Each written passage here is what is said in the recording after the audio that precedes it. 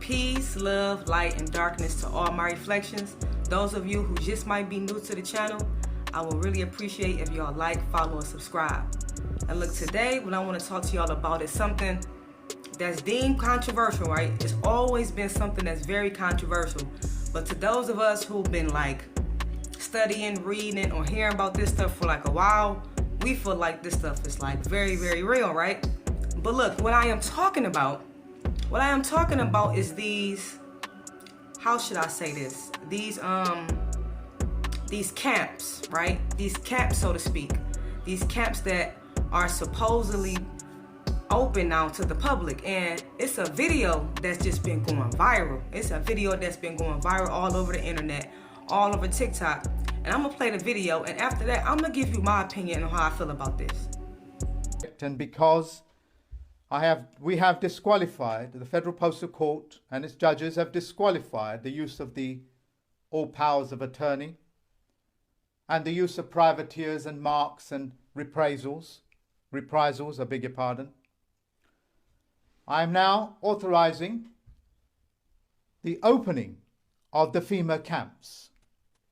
The FEMA camps are federal camps to take people out of the public and into an encampment as a confinement policy, because lawyers, judges, and any officers, including sheriffs and deputies and police officers, that involve themselves in all manner of powers of attorney are racketeering, and you are a public hazard. So in the US, as of now, I am authorizing Donald John Trump to open the FEMA camps, because we have so much evidence that so many of these people have taken money from people, held them hostage, used fraudulent conveyance of language, this is how they did it,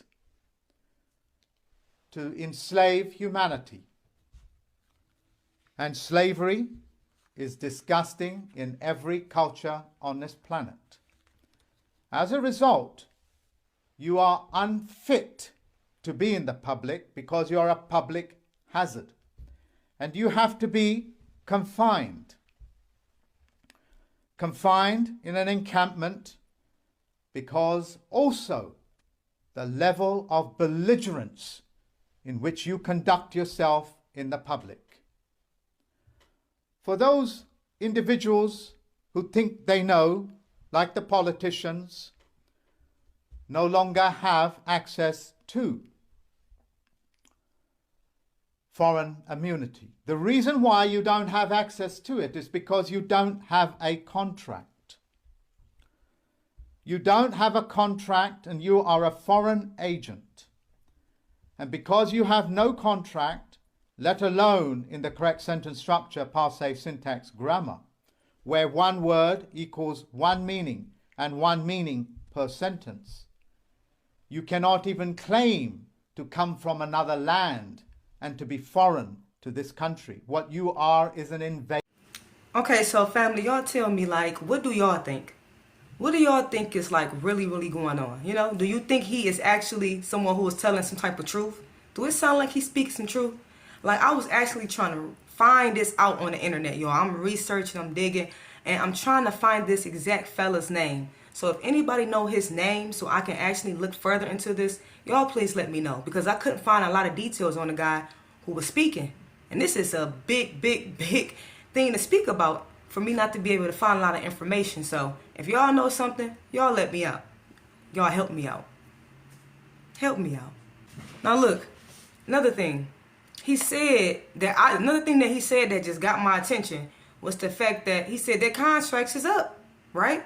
Contracts is up, and we now understand that it's actually like foreign entities and foreign contracts and corporations that's on top of the land claiming and acting like they're the land, but they're not. They're corporations. Like the whole United States of America is a corporation. It's not even the land.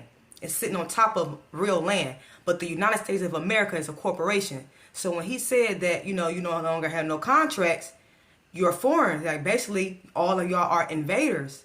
And I understood that on that point, but still, I don't know if I'm believing him like that.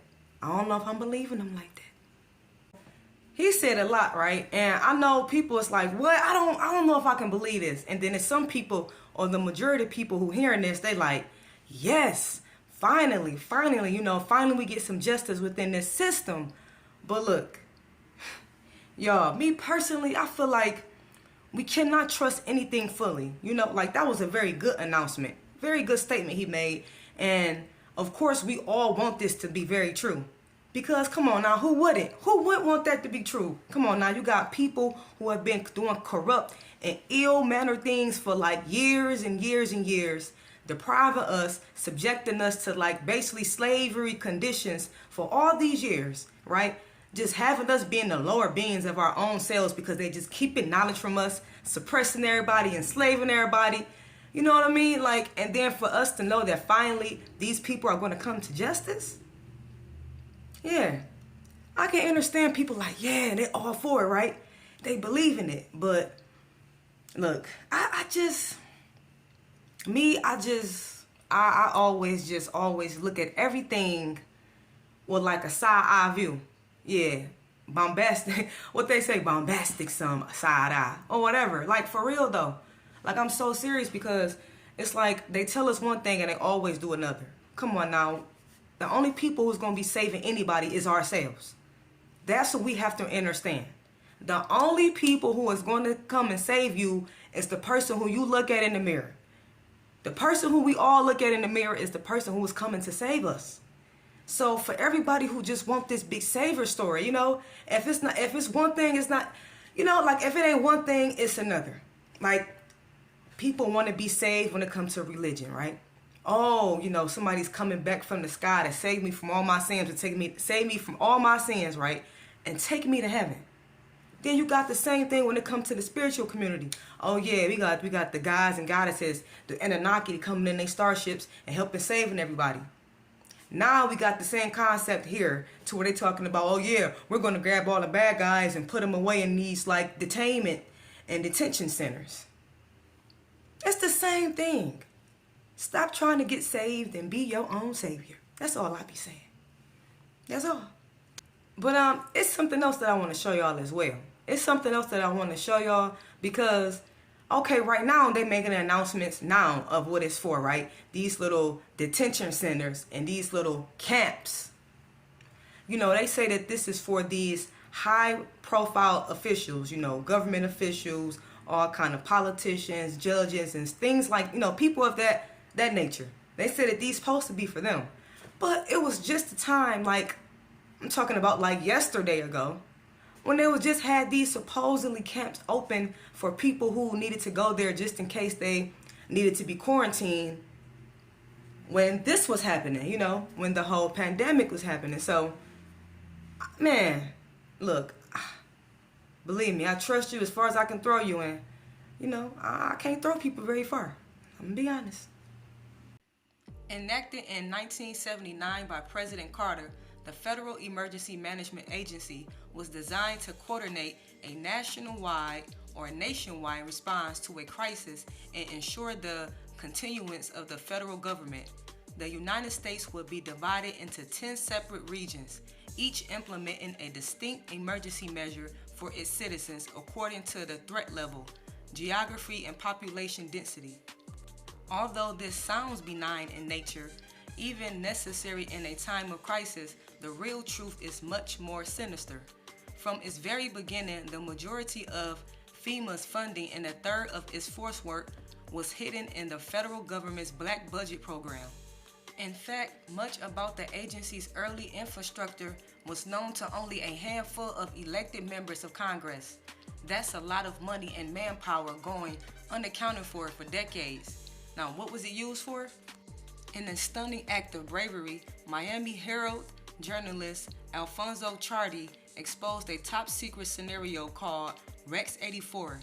He detailed how the federal government initiated a simulation or drill where large numbers of American citizens deemed national security threats will be relocated and detained in a state of national emergency. It also authorized the military to direct the movements of civilian populations at state and regional levels.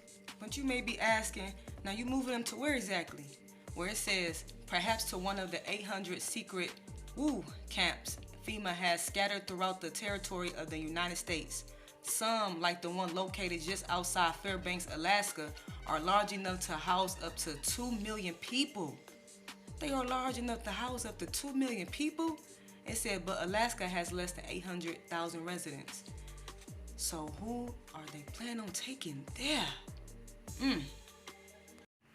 Like, I just can't trust it. And then another thing, this right here. Like this right here. Like seriously. I mean, just a couple years ago, like just 2 years ago, they was just saying how they might have to have some of y'all come in here who got this taken care of. They was just saying that. So I'm just saying, y'all, I ain't trusting them as far as I can throw them. And I already told y'all I can't throw that far. Well, look, that's it for today, y'all. Peace, love, light, and darkness. I need y'all to comment below, family.